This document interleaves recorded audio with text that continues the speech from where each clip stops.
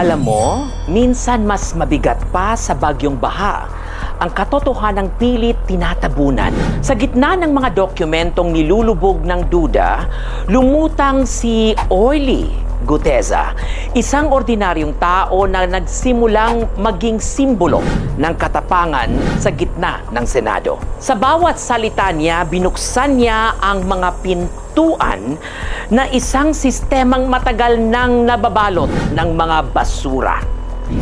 Hindi lang literal na pera sa maleta, kundi ang mga basurang bumara sa dangal ng gobyerno.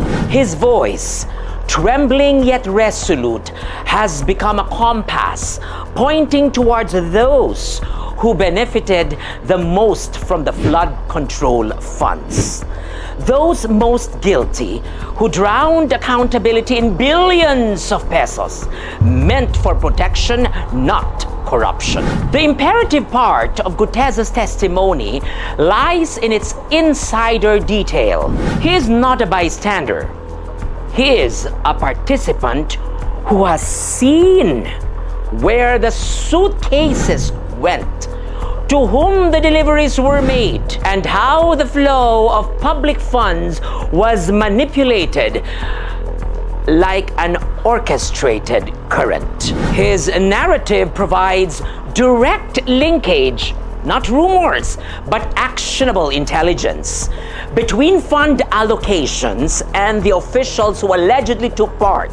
Under the Senate Rules of Procedures governing inquiries in aid of legislation, testimony like Guteza's is protected, privileged, and admissible even without a notarized affidavit, provided it is given under oath before the committee.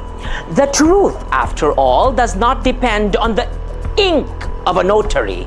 It depends on the oath of a witness. Ngayon, totoo naman, nadungisan ang papel ni Guteza dahil sa notarial controversy. The signature of Attorney Espera was allegedly falsified, turning the affidavit into a private document. Pero hindi ito katapusan ng laban. Sa ilalim ng 2004 Rules on Notarial Practice at ng Rules of Evidence, the defect of a falsified notarization does not extinguish the truth contained in the statement. It only removes its presumption of regularity.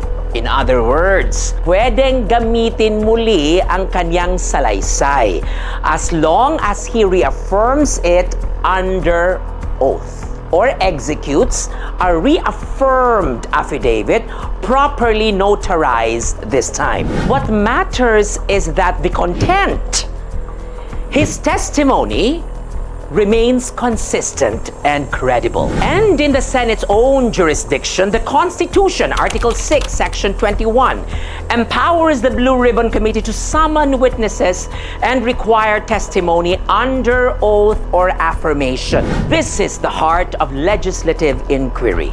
Truth seeking, not technical perfection. Kaya kahit pasabihin mong may depekto ang notaryo the moment Guteza raised his right hand and swore before the Senate, his testimony regained its validity. His words, if later affirmed before a competent court, can still serve as basis for prosecution, for reform, for cleansing a system long flooded by greed. Sa dulo, the controversy over notarization only tests the vessel of truth, but does not sink it. Guteza's courage to speak remains the lighthouse in the storm of corruption, reminding us that sometimes, kahit basang-basa ng duda ang dokumento, the truth will still float. And if the Senate truly listens, it can still build from his words the dike that will finally hold back the flood. Another day, another regal POV.